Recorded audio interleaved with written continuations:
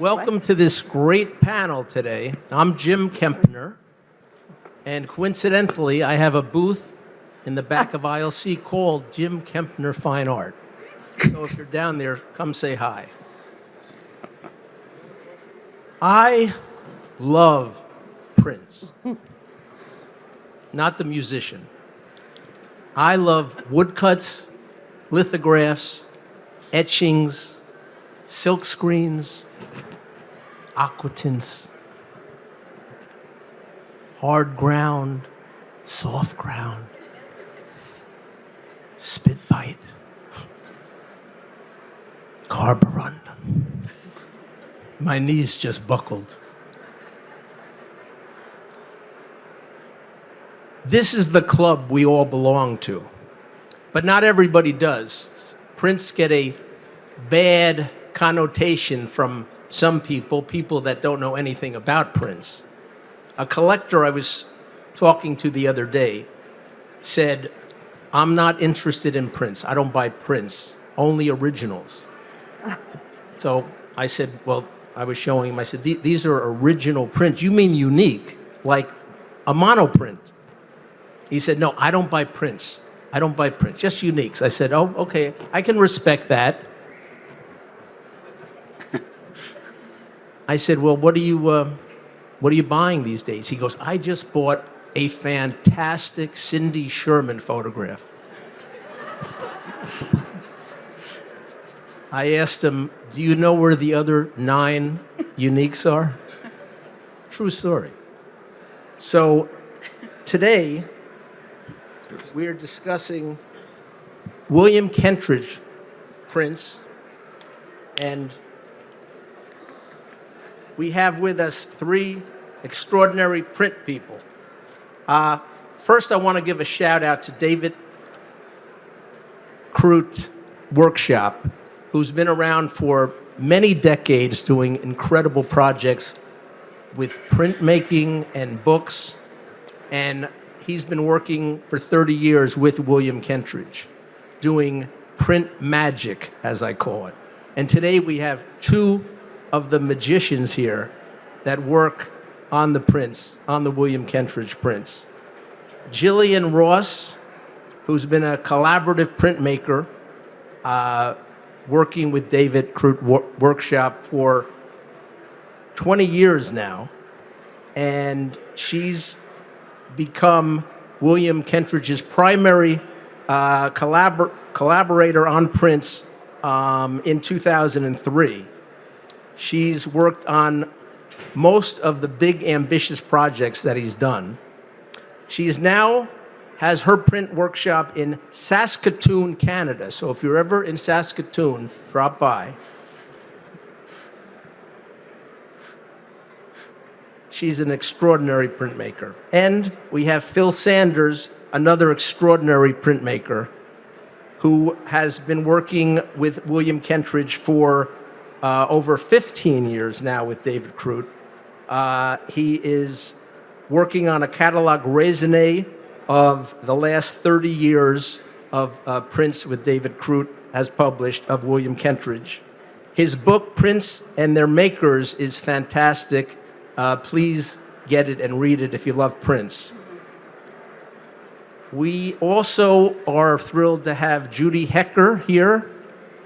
Judy was a curator at MoMA for years. She authored Trace, which was a fantastic catalog, part artist book that accompanied William Kentridge's first comprehensive survey of his work in New York. She is now the executive director of the Print Center in New York. And if you haven't gone on 24th Street, please go. They have an amazing show right now, Marie Watt. Discovering that is like discovering Prince again, not the musician, but, well, actually the musician. And from there, I'm going to just let them take it away. You guys are the best. Okay. Thank you, Jim. Thanks, Jim.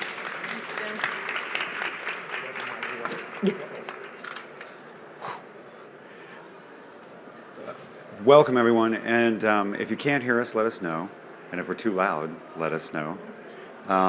we have a bit of a rare treat for you. With Jill Ross is been involved with so many of the projects with William. You've got a person here that you can ask just about any question about the production of the work. But we will focus predominantly today on a bit of the history of William making prints, as well as the two works that are on view, The Flood from the Triumphs and Laments woodcut series, as well as The Old Gods Have Retired, which are both on view in the center of the fair by the cafe.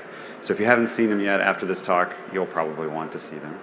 And I think it's fair to say that William is consistent in impressing us and pushing us as far as viewers as well as printmakers to not only think about print in a different way, but also think about ourselves and our world in a different way.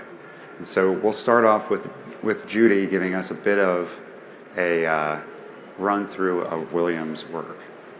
Great. Well, Phil, thank you for inviting me. I haven't spoken formally about William's work in some time, but have a long history of working with him, and when I worked at MoMA, of acquiring his works. And I'm delighted to be here and participate and also ask you some questions. Before the focus of this is going to be the couple of projects that have come out of David Krut and the intense collaboration that William has done with Jillian and others at David Krut. But before we jump into that, I'm just going to give a little bit of background, because William, in fact, has worked with many, many different, and continues to work with many different print publishers, as so many artists do. I don't know how many of you were at the Marie Watt panel yesterday with all the different printers, but artists go to different print workshops because each has its own sort of visual personality, specialty, way of working, and we'll get into some of that. So I wanted to give some background. Phil is working on an extraordinary book that's going to come out this fall, which is the catalog raisonné of all the works done with David Krut over the past 30 years. But I want to bring to your attention the broader catalog raisonné that is being worked on. It's a multi-year project. You can see the first two volumes. Actually, it's volume 1 in 2 parts of William's enormous practice. I don't know how many prints there are. I can tell you that these 2 volumes total 688 pages, and there are going to be, I think, 5 volumes in all. When I worked with him, this is as of 10 years ago, he had made at least close to 400 prints. So it's many, many more. It's got to be pushing over 750 or higher. So this is wonderful. You can order this from Steidl, and it really, this first set focuses on his work from 1974 to 1990 and really emphasizes a lot of work that you don't know about. And if we can go to the next slide, like his poster work, which has been a really strong practice of his, beginning in the mid-70s, when he was very active with political resistance theater in Johannesburg, where he acted and produced sets and also worked on the marketing of the plays, like in the poster, the screen printed poster that you see on the left called Security at Junction Avenue Theater. This was another way of him to experiment with screen print and imagery that would start to surface later in his work. Oh, what? I'm getting signals. Sit up. Oh, wait, go back one more. And then, sorry, just back one. And Pitt, this is also not very well known, a series of, I think, some 40 monotypes that he did in the late 70s, and they're absolutely gorgeous. They're not easy to find. And as you can see, it starts to evoke also the space of the theater and the idea of imagination. You can see the onlooker. So these are the kinds of things that the volume goes deep into.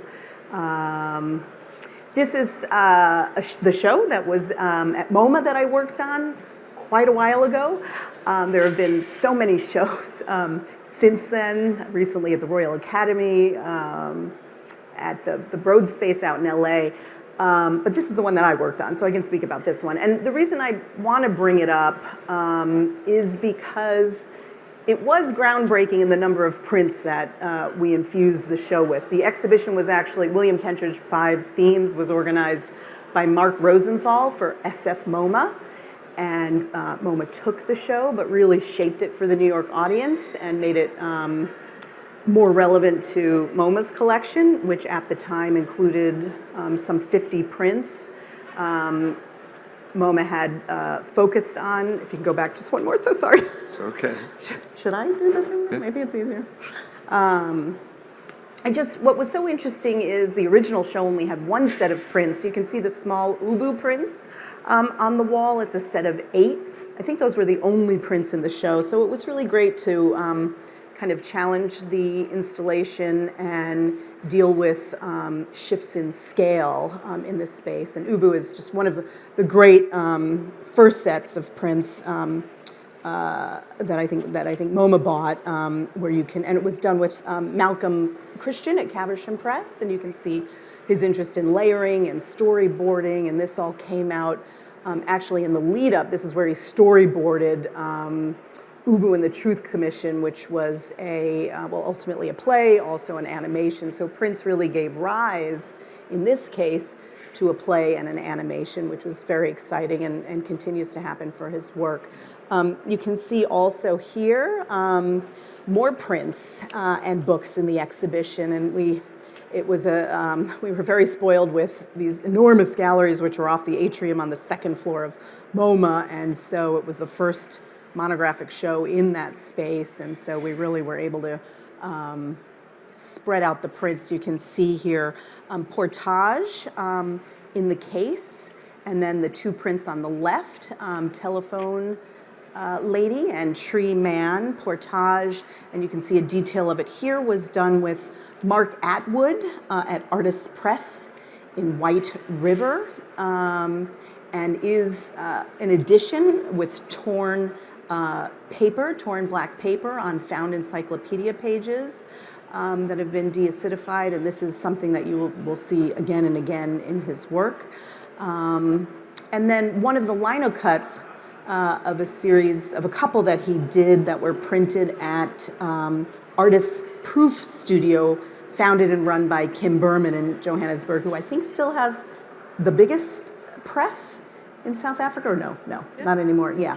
And these were commissioned for an arts festival, and you can see his use of lino cut, which he hasn't done that often, although woodcut has become more prevalent. Just a couple more photos to show you again the relationship of the prints and how the prints really had great presence. You can see in the center, Casper's Full of Love. You can see in the vitrine a series called Little Morals. Casper's Full of Love, in fact, was published by David Krut early on, but printed in London with Jack Sharif at 107. Wiltshire. Yeah. Thank you. Yeah.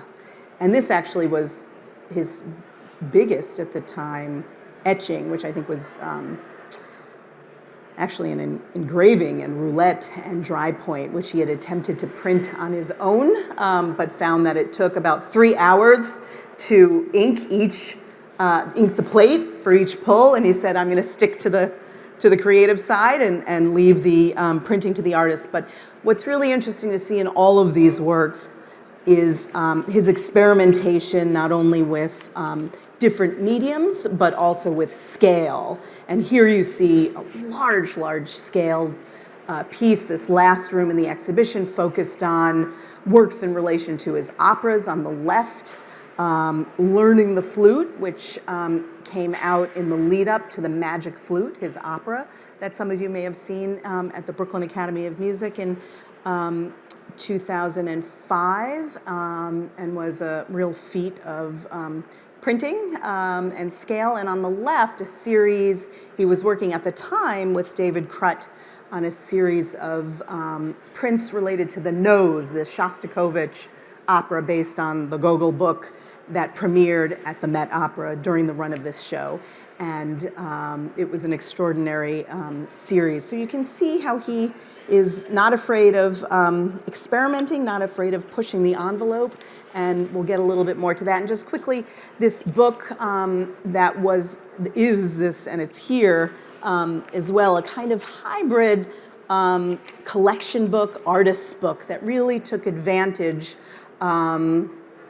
of William's improvisation. It was a kind of call and response to some text that I had written, images from the collection, and you can see that he used vellum, collage, he used different inks and pencils to actually overlay and create images that interacted with works in the collection to create entirely new narratives. So it was a wonderful I would say it's the closest that I'll get to any kind of printmaking, but he really was so generous in his collaborative spirit. It wasn't easy to work on. You had to finish the book early enough so that he could get the spreads and take his time and respond and create the drawings. But I think what's wonderful, and we'll get more into collaboration, is that it really is through so many aspects of his work in all the different mediums, and also with the curators that he teams up with. And then this is just a last slide to introduce again this idea of collaboration. I don't know if we'll get into the specifics here, but to me it was just looking at the number of hands and the number of bodies and the number of experts that he pulls into the studio as he makes his work is really, it's something to behold. For him, printers are very much at the center of the conversation. They are not on the sidelines in any way, and I think you can get a sense of that here. With that, I think we're going to now move on to hear some words from William himself. So unfortunately, William couldn't be here, and if you follow him at all, you'll know that he's constantly on the road and in extreme high demand. And so, but what he was able to do was spend a little bit of time with Jill last weekend to record some answers to some questions that we had. And this was particularly a question about how he thinks of and uses collaboration. One of the observations that we've had is that for William, collaboration is used almost like you would use a pencil or a paintbrush. It's a skill that he's developed that's allowed him to work in so many media at the same time and allow him to work through ideas through multiple media. And so this was William's answer to that question.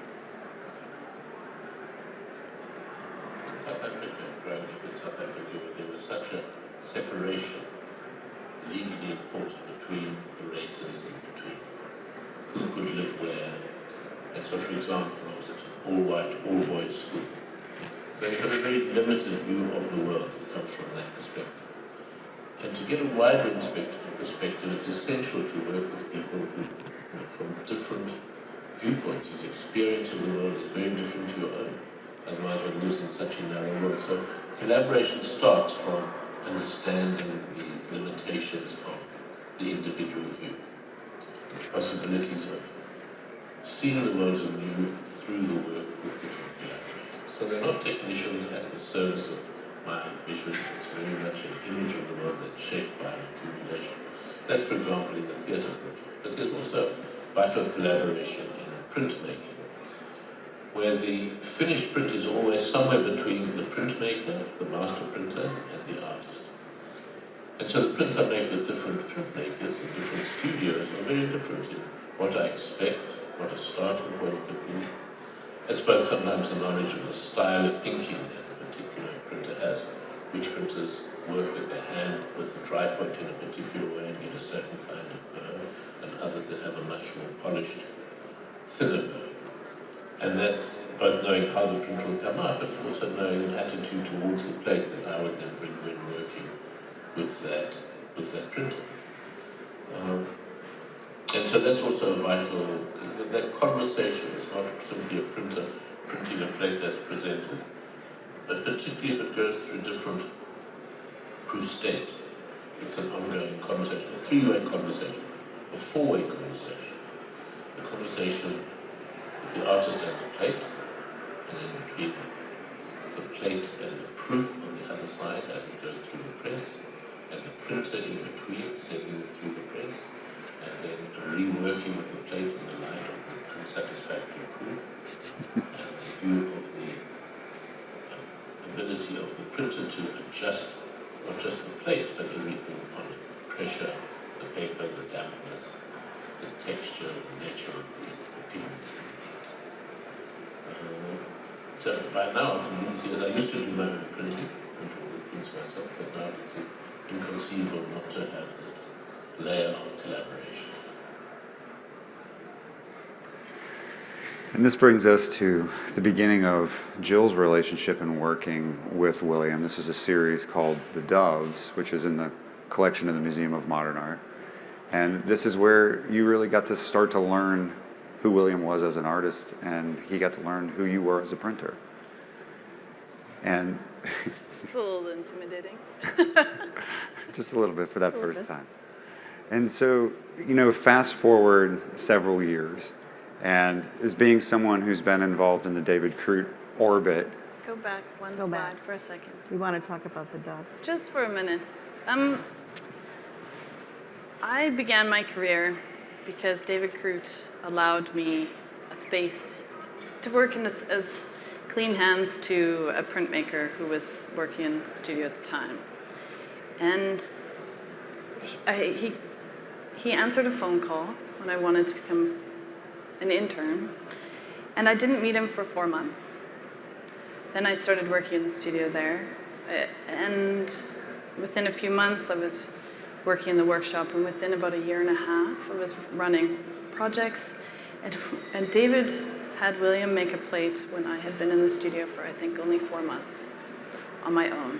This is the first project. It was carborundum, which is metal filings on top of a plate, and it was also dry point, which is gouging into a plate. I had absolutely no idea how to print them.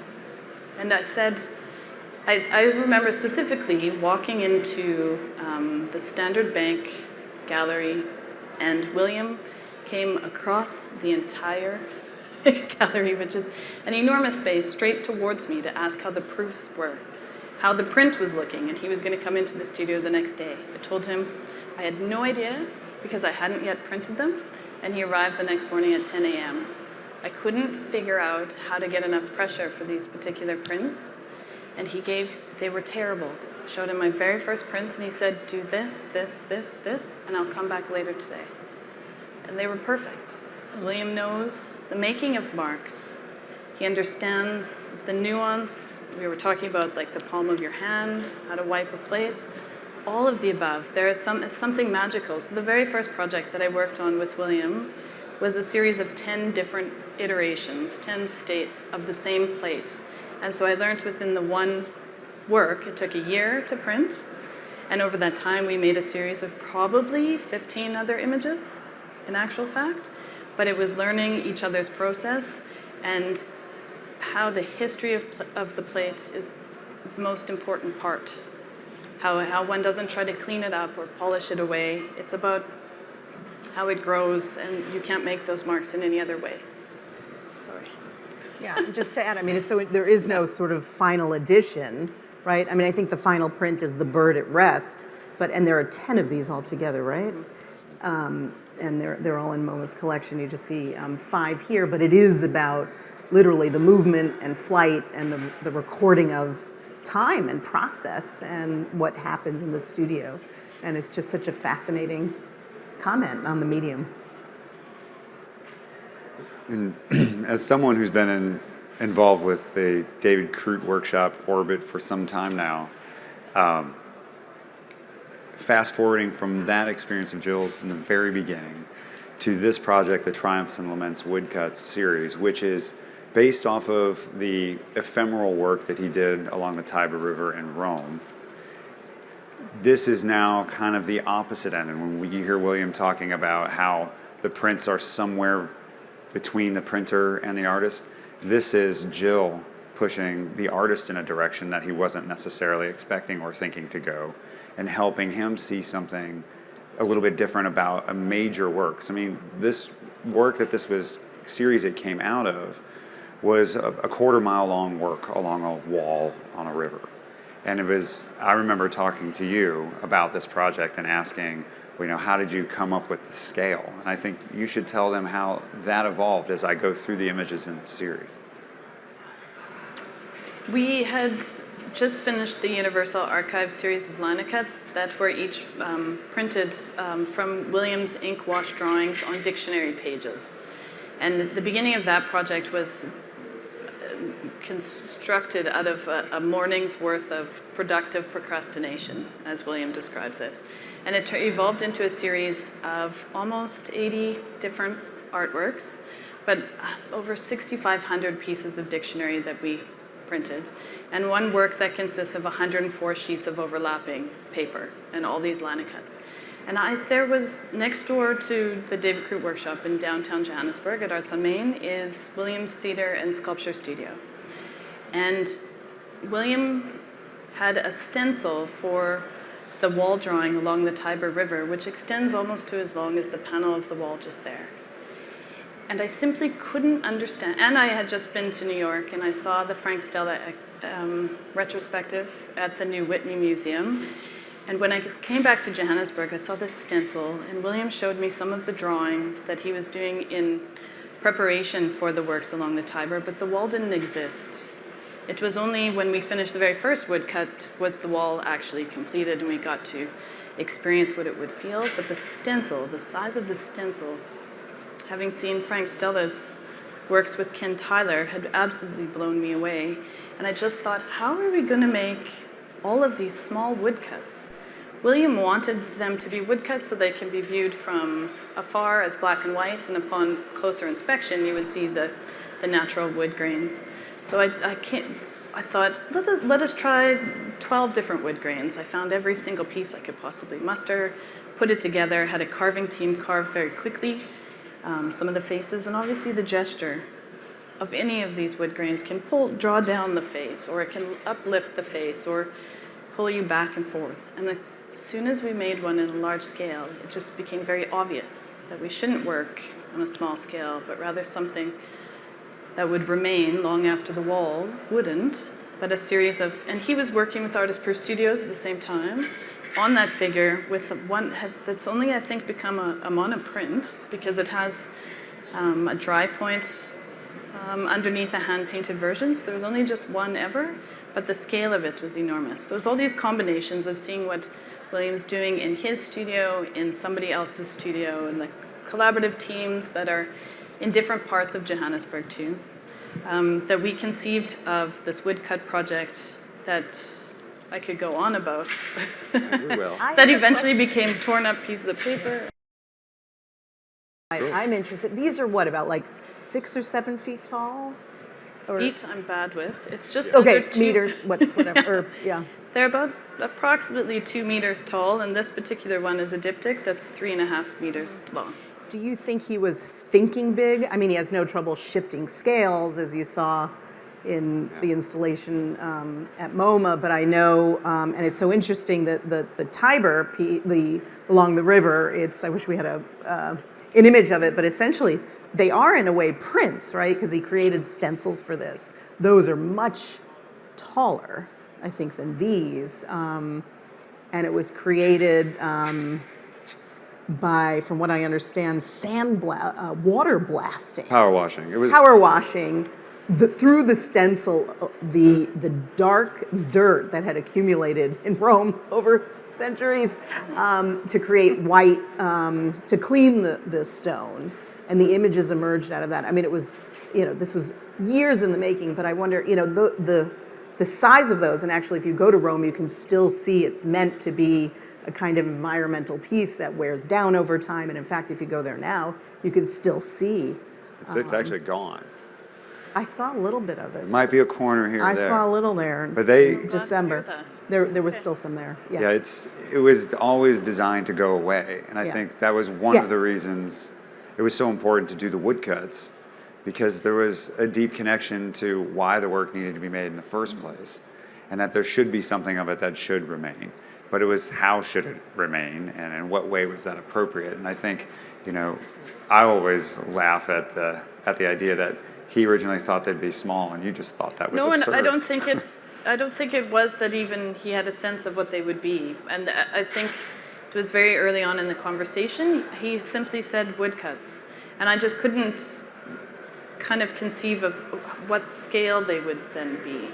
And so when we started doing a series of tests, we just put all these different wood grains together, side by side, and I think it kind of just by trial and error to see what would work. It kind of led the process as to where it was going to be. And then when we enlarged the face itself, it made a little bit more sense. We tried wood veneers, but we simply wasn't going to work. So we ended up working with a carpenter who put all of these different wood grains together. And then we started panel by panel by panel by panel. And then eventually, in one mistake, we, by accident, carved the nose off one of the faces of the central figures, and we pinned it in place. We pinned just a little piece of something else in its place, and then William saw the possibility of collage. So he started tearing up the prints and filling in almost the gaps that he might, like the overlapping sheets of paper, he might want to kind of continue the image in a certain sense. And that's how everything evolves in the studio. So it wasn't, I don't know if it was even a decision that was ever made. It just kind of happens. And you work at a rate too to keep up with the artist. And so things just naturally happen in the studio, and it grows and it grows. And so when we got as big as we did, that was the natural end to the series. Simply because we were so far into it, we understood what was possible and what could be pushed in that extent. But it also has to say that even the woodcuts exist, but there's also a series of etchings, also in large scale. Not etching, sugar lift, and that's where the coffee lift comes into a lot of the conversation. Even some of the written confusion sometimes is there's a series that the Artist Proof Studios did at the same time that relates to the Triumphs and Laments wall as well. So together, they fill in those gaps of what. And one of the things that I always like to put in context with this project of Williams is Albrecht Dürer's Triumphal Arch. And so those of you who are familiar with this work, it's an assembled woodcut, and it's massive. And so the approach that Jill took in the studio of working with William on the Triumphs and Laments woodcut series is the exact same approach of cutting blocks, tiling sheets of paper to build monumental works. And kind of the beautiful mirroring of that is this work was to glorify the reign of Emperor Maximilian, and William's work was to highlight the plight of the vanquished, those that lost the war, the refugees, those that have suffered. And it's through his investigation of thinking about Rome and the history of Rome and the histories of people throughout Rome over that time that you really get that. And one of the nice things about printmaking is that you can have this, 5 centuries conversation through a single process between artists that the works can still survive. But we should show some images so Jill can narrate a little bit of this as we go of just how these things were made. If you could do it shorter, I could do it. No, I'm looking at Pebo in the studio. Oh, yeah. Trying to figure something out. Over the course of, I think it took approximately 6 years to complete the series. There were 20 of us in total, actually, over the course of that time. 3 of us as the lead. I had been working with William at this point for 10 years in the studio, and Chad Cordero and Spongaseni Kulu, this was their first project working on William's work. So if you just think of the pressure of what that might be, none of us were well versed in woodcut whatsoever.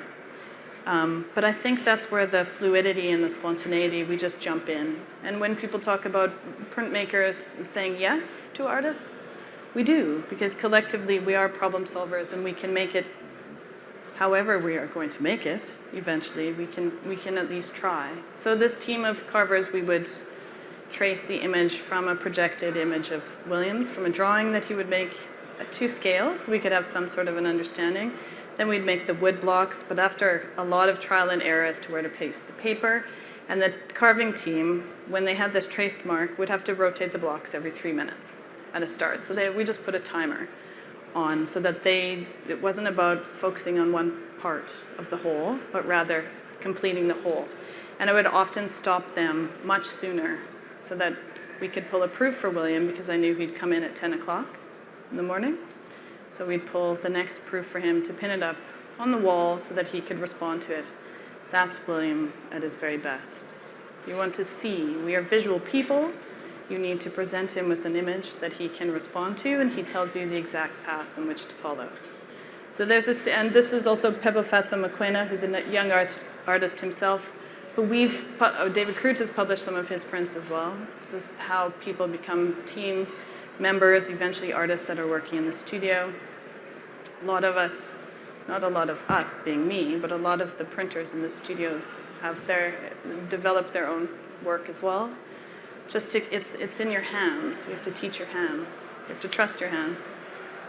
I think it's also interesting to think about, it's really more about the process and the end almost. It's about the means. It's about the production and the performance and the participation, much like his theatrical works are and his operatic works, where it involves stage designers, costume designers, you name it, lighting designers, singers, actors. I just want to point out in this image, if you look in the back, there's 2 of the prints from the series hanging up, and that is a great distance away. That's just how big these are. Yeah. I don't really think we can stress the scale and what it does to the studio to take over the space to work on these things. Well, and also when you're working with William, we're working in series. So if we've just finished Mantegna as the first in the series, we start to develop the next work of the series while we're editioning the first. So often that kind of process, and we were working simultaneously with any handful of other artists at the same time. The energy that David Krut wants in the studio has to do with everybody teaching everybody else. It is, William is interested in what other artists are making, and vice versa.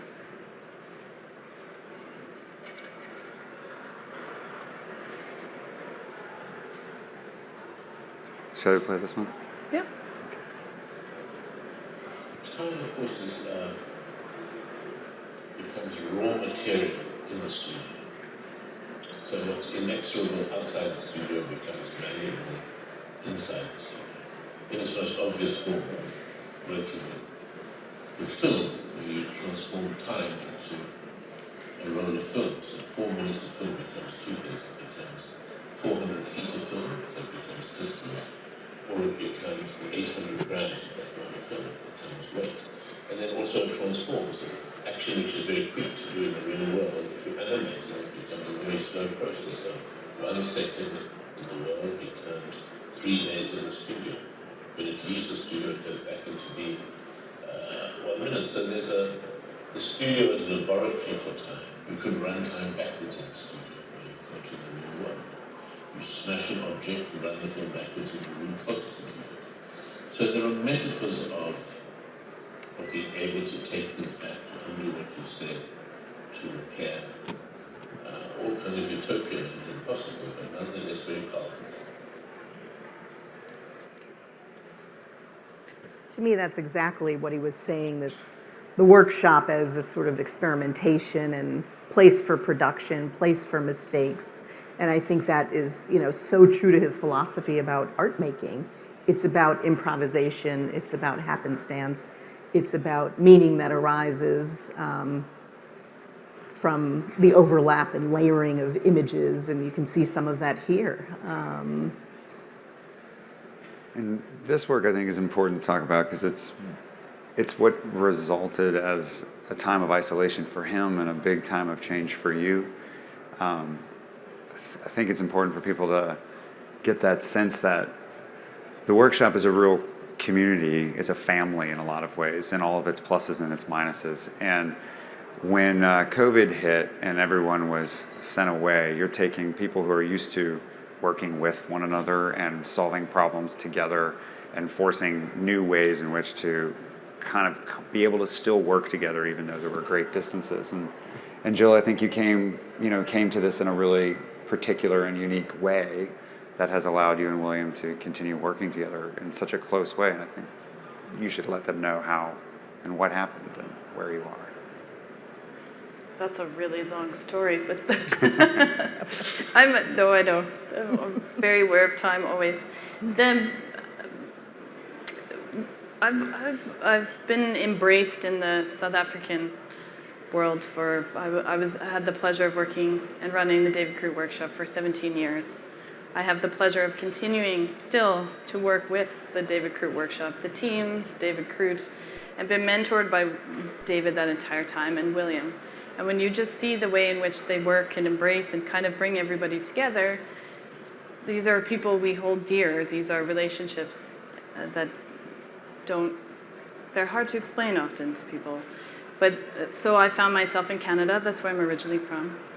And in COVID, William we send WhatsApp messages like a lot. We talked for a lot of hours. He was alone in his studio. I was in Canada, and he said, "Can you find a studio there that works in photogravure in large scale?" And I said, "I don't know where they are, but I'll find them." So I've been in the last 4 years now, working at the University of Alberta in Edmonton with a new team of technicians that have been slowly teaching me not the technique of photogravure. I can watch while they're making the plates, but how we can kind of orchestrate what's possible with the technique on behalf of the images that William provides. And we kind of manipulate the plate making in order to make the art when we arrive in South Africa with all of the materials, if that makes sense, if that's the easiest way to go about it. So we've embraced something new mixed with something old, and the energy that from now moving between Canada and Johannesburg. And William travels the world, and I've gone to meet him in different places to carry on the threads of conversation. We make test plates everywhere that we go. And then we go back to Johannesburg. I go back to Johannesburg to work with a wonderful a wonderful collection of people. And then we play around with as many possibilities as we can think of. A lot of pieces of paper and put the puzzle back together. That's actually, I think, the crux of it. We can make certain parts of things without everybody in the same room, but it really has everything to do about what happens in the studio is how everything in the process develops. I wanted to ask, there was a great piece in the New York Book of Reviews by Susan Tallman on William Kentridge. If you haven't read it from December, you really, really should. And she talked about this idea of words and scraps. And I know there are a lot of scraps of words moving around. What is it like in the studio when what happens? What's that process like when he takes different pieces and connects them, moves words around?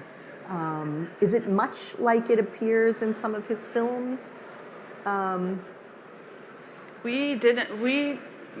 Because of etching, we simply, and in making everything in reverse, we didn't often work in text. William would sometimes use a reflective piece, but in this last body of work, because it's photogravure based, we played around a lot with it. And I think we were finally able to provide William with a lot that he can paint on, print on, and then tear them up to kind of paste them into different parts. The text for The Old Gods Have Retired, some of them are from pre-COVID, or actually just, I think, April 2020. And then, so not pre, but just at. And then also I asked him, because it took us 2 years to fully understand how to work in that kind of scale in photogravure, I asked him if there was any new text pieces he wanted to add. So these come from during COVID, and then 2 years later, and they became far more uplifting. But just the possibilities, the texts come from different places. Often it's hard to figure out where they all come from, how he sees them, but we print as many of them as possible, and he comes in at the last minute often and puts one up in the corner, off to the side, to the top. I don't know if that answers your question. Yeah, no, it does. Yeah. It does.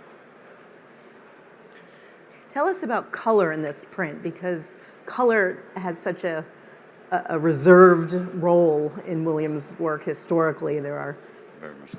lines of blue, sometimes some red. I mean, it's gotten red and other colors have started to predominate. But this print, which you can see in the fair, is quite different because there's a lot of nuance in the colors, and there's pastels and greens. And what's happening in this with color?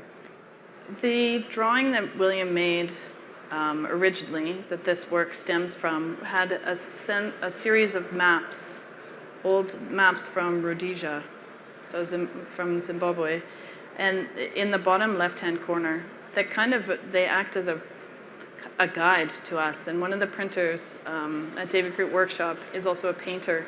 She understands that when you mix ink and acrylic paint together, they start to separate.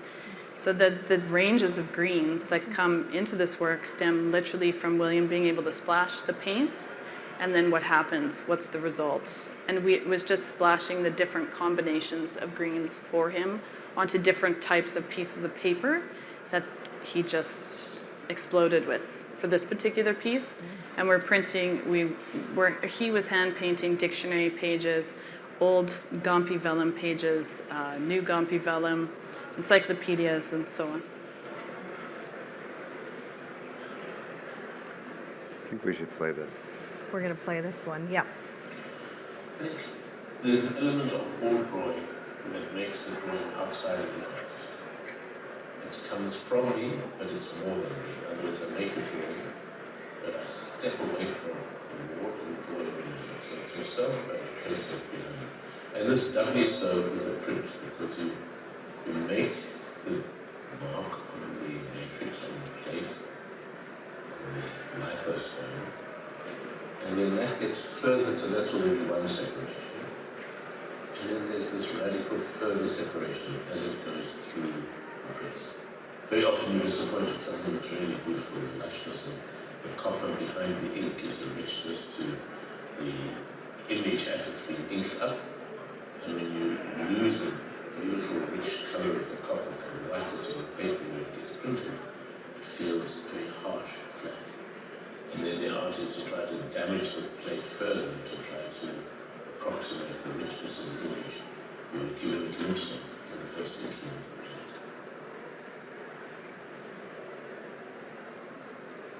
A little more.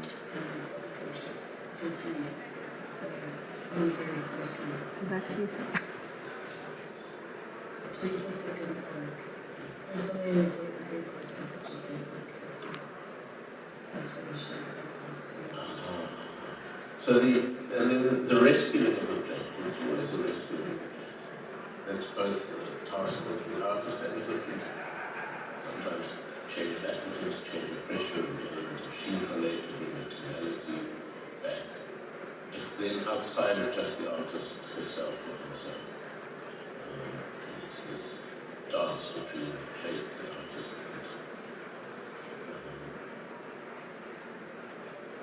and there's always something sometimes quite refreshing when a plate is catastrophic. The sense of an ease of damaging it further dramatically to try to find a new image. I mean, the plate is always a kind of a record of the wounds inflicted on it, either by acid or by blunt instruments or sharp instruments, and the print is a trace of these damages. So it is of its necessity and bearer of wounds. But it's astonishing how transcendent these scars can be. It's wonderful to hear him speak about the plate in terms of violence, almost like something that you're doing to the body. And he does. He takes roulette. I mean, he's really works those plates to the bone. He makes it look really easy, Yeah. too. One of the things that I liked about that and when I was editing the audio clips was for you all to get to hear a little bit of his back and forth with Jill. There's this, because most of you don't get to sit in the studio when we as printers are talking to our artists about things and how we bring up the things that we see and the things that we notice and how they respond and the intimacy of that relationship that exists because it's all in mutual trust and it's all working towards a common goal of trying to make the best work. And so for me, it's really heartening to be able to hear the two of you talk about things and be able to share that with you because it's something that when people ask us, well, why do we do all of this insane work to make the pieces that go on the wall? And it's because of those relationships that we develop with one another and that family that you start to build. And I think that's why we all do it. So I think this is probably a good time to open for questions.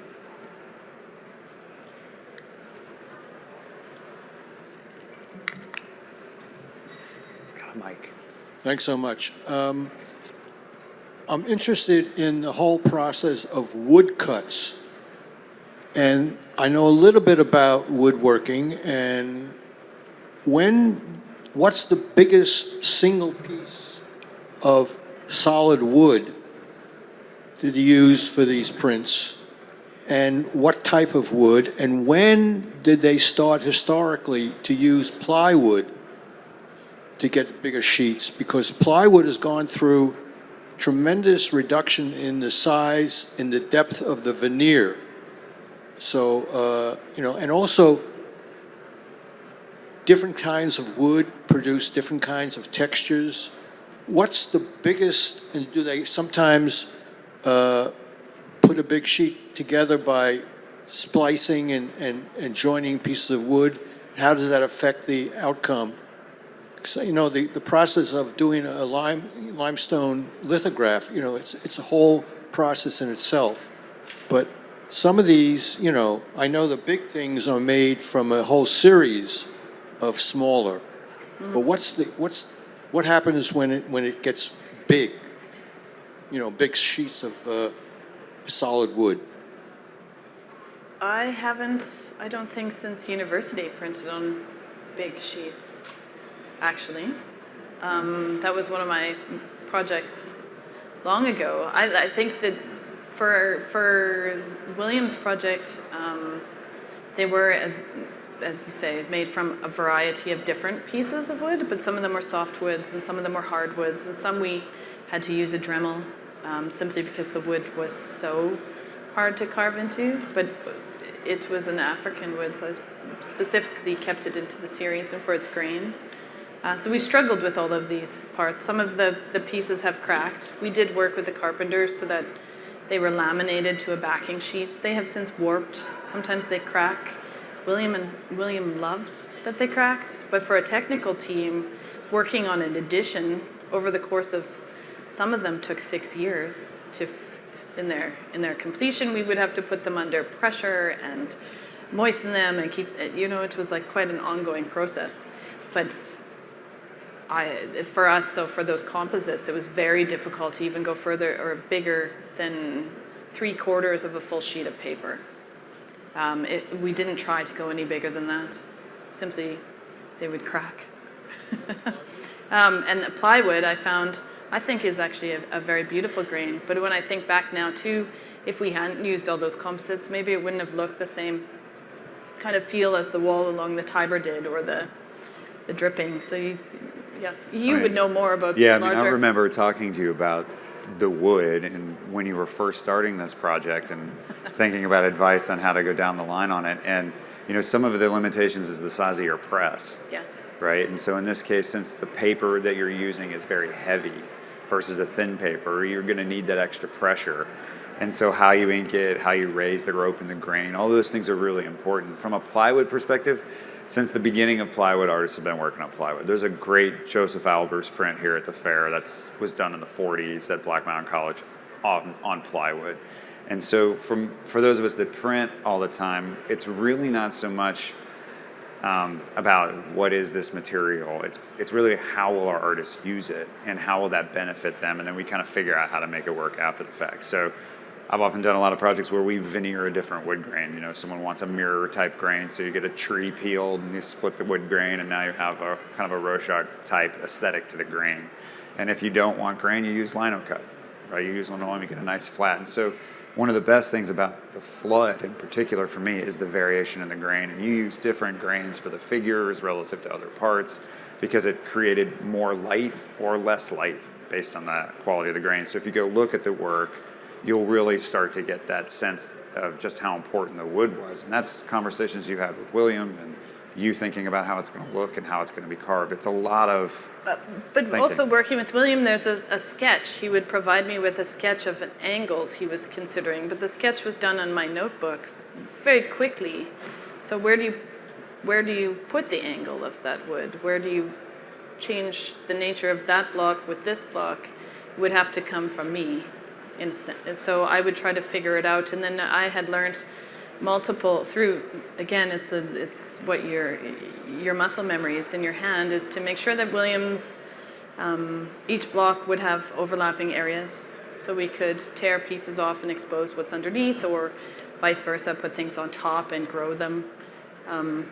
So all of those wood grains and things we did work with I think with 7 different woods in the flood. And then over the course of time, it came into 10 different woods for the final piece. Lots of pieces of paper. And something else to point out too that is really wonderful is that because you do that overlap of the image from one block to another, there's part of it, it allows you to twist it and turn it. And this is something that William's really known for, is the influence of puppetry in his making. And because you can slightly adjust something, a shoulder, an elbow, and change the mood. And the way in which you approached it allowed him to come in and adjust it this way, or move it that way, or put something on top that was underneath. And it's that ability to be free with the image and move it as it goes that is wholly unique to printmaking. I mean, you couldn't do it if you were just doing a drawing. So I think the way in which he went about setting it up allowed him to have kind of the most creative freedom with the manipulation of the final piece. I think there was another question here. Yeah. Sorry. First, I want to thank you for this wonderful conversation, and particularly for talking about why do we do this crazy thing as printmakers. You know, we do it for the relationships, for working with each other, for feeling that we are giving each other intellectual and, creative food, if you will, a potluck of it. And if you don't have this book, Prints and Their Makers, and you want to think about printmaking in this way, you should run, not walk, to get it. So it's been very useful in my teaching. What in the world is Coffee Lift? Would you like to go into that, Jill? Since, it's in the family of sugar lift. It's just in printmaking you get a lot of technical innovations based on necessity. So many of the times that I've come to South Africa, I have a way that I've developed working, and I get there and I'm like, what do we have? And Jill will be like, well, we have X, Y, and Z. And I'm like, all right, this is what we're going to work with. And I think, one of the beauty of doing printmaking in different places is it forces you to think about the way you do things differently, and it helps you reinterpret why you do what you do the way you do. And so, it's still one of my favorite sugar lift processes I learned from you, which you got from Randy Hemminghouse, which is using sweetened condensed milk as your sugar lift solution. And it works quite well. And so that's, so when you see some of these technical processes, some of them are absolutely necessary to produce the work, and other ones are absolutely necessary because that's what was available. And others still are because you wanted to try something new.